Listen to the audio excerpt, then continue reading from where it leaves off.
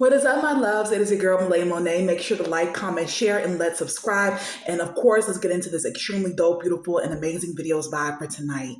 So the next two series that I'm going to be doing are going to be, put into 3 parts, at least 3 to 4 parts, where I talk about and have this title for the series called Real Candid Conversations. I feel like, a lot of the times, of course, we get into, doing lifestyle, beauty, fashion content, and different things of that nature, but not actually having real candid conversations about the things that not only women are going through, but men, young people in general, and people that are trying to find themselves are enduring as a result of society programming us to believe that we are not worthy of the best this life has to offer too, based on our circumstances, based on socioeconomic situations, and us just not, quote unquote, fitting the status quo of who we should be and what we should look like and what we should be embracing as far as, not necessarily being our genuine, authentic selves. And so, in this 3-part series, this is the first part, Real Candid Conversations.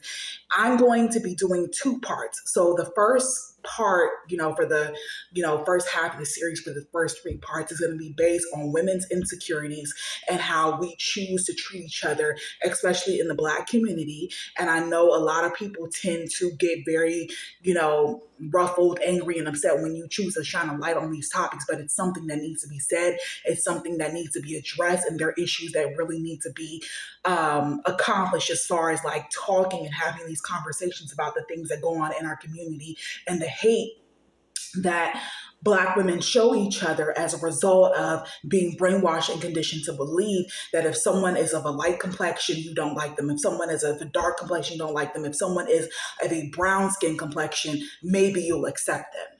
So I just wanted to do, these 3-part series of these 2 parts, I guess how I'm trying to explain it, to really dive into women's insecurities, especially within the Black community. Like, that's how it's going to be. It's going to be about Black women community insecurity issues for the first half. And then for the second half, it's going to be how to overcome the fear of allowing your light to shine even when you're around people that choose to dislike, dismantle and degrade you. And that doesn't necessarily have to be women. That's just going to be an overall 3-part conversation about how to allow yourself to shine even when other people make you feel as though you should feel bad about it. So, in the beginning of this video, or maybe towards the end, I'm not sure, I'm going to insert clips of me doing like, a cute little nighttime self-care vlog of me doing my natural hair. I am on a journey to get it to at least my shoulders, to grow it like really thick, curly, and healthy. Because if it doesn't get to waist length, I'm fine with that. I just want a full head of really thick, curly, healthy hair again. I think that for me, personally, I'll try to dive into this conversation as I'm talking about the beauty aspect of what I did in this video. I think that as a light-skinned woman, as a lighter-skinned woman, however you want to define me, because I'm in those categories, I feel as though, especially with, and I'm not saying this to say that I was okay, the typical, okay, light skin, long hair, because every light skin woman doesn't have long hair. There are light skin women that have extremely, incredibly short hair. But I was a young, light skinned Black girl that had very long, thick, healthy hair. And, of course, I'm of a caramel, light brown complexion. And so with that being said, I remember, I'm not going to say that I went through reverse colorism. I'm not going to say that I experienced being treated poorly or badly as a result of being light skinned, because I have had a lot of privileges as a result of having a light skin complexion. But what I can say is that I think people need to acknowledge that there is bullying on both spectrums of either being light skin or dark skin, sometimes even being in the middle of being brown skin. And for me, speaking from my personal experience, not from anybody else's, I experienced bullying as a result of having long, thick hair, and people telling me that I was stuck up, that I was bougie because I had long hair, because I was of a lighter skin complexion, saying that I was a bougie red bone, I was a nasty, light-skinned, young girl that thought that I had all the boys' attention and thought that I was going to get everything that I wanted because I looked a certain way. And what I can say is, when you are treated like that as a light-skinned or young light-skinned woman or girl, you do start to feel as though you're isolated from the Black community because you're not trying to necessarily think that you're better. You're not trying to be better. You're just literally being and existing as yourself. You're getting your hair and your nails done and your toes done like everybody else. But because society puts you on a pedestal to believe that you're better or to push people to think that you're better, other people are going to naturally assume that you think that you're better. And you could literally just be like, sis, I'm getting pink nails done like you. I'm getting a curly weave just like you. I'm getting a long, thick afro just like you. I'm literally going to get my toenails painted white just like you. Like, you could literally be trying to have the same experience as another young Black woman or another young Black girl, but because you are looked at with a different phenotype as a certain way, other people in the community will start to treat you as if you think you're the baddest thing on earth, when you can literally just be like, hey, I'm just a pretty young woman. I'm attractive. I'm beautiful. I'm gorgeous. Just like you, just like my chocolate sisters, my almond sisters, my caramel sisters, you know? And it's just really heartbreaking to see that there's so much colorism in our community that not only does it, of course, affect, and it's meant to affect dark skin and brown skin women, but it goes into also young light skin and young, lighter skinned young women and girls also being bullied based on the strength of, we think that we're better than darker or dark skinned women when that is totally not the case. When that, there may be light skinned women and lighter skinned women that had that idea and that mentality, but, I've met other light skinned, lighter skinned young women that generally said, hey, I love dark skinned women. I love, their hair textures, their skin complexions. I embrace having a dark skinned mother, having a dark skinned sister. They're queens, they're gorgeous, they're beautiful.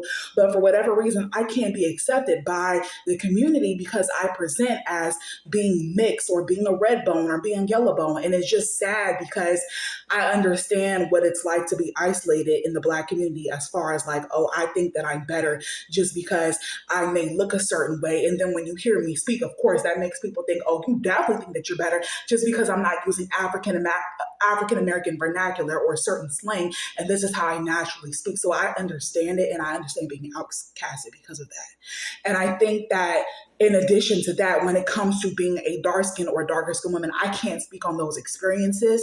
But what I can say is that even when I lived in California and I would get a tan and I would be seen as brown skin or dark skin, I definitely was totally treated differently because I very much so tan when I'm in California, when I'm in Florida, when I'm in hot desert areas. Baby girl is going to get that tan and it's going to be gorgeous, golden, and beautiful. Hence why I used to call myself Golden Beauty on Snapchat. But we're not going to go back to those glory days, okay? But I remember, being called dark skin or being called chocolate or being called brown mama. And, that's cute. That's cool, because at the end of the day, regardless of your skin complexion, you could be the most beautiful person in the world. And it doesn't matter what your skin tone is, because if you have those features, if you have that gorgeous spirit, if you have that beautiful soul, I don't give a damn how dark and how light you are. You're absolutely beautiful.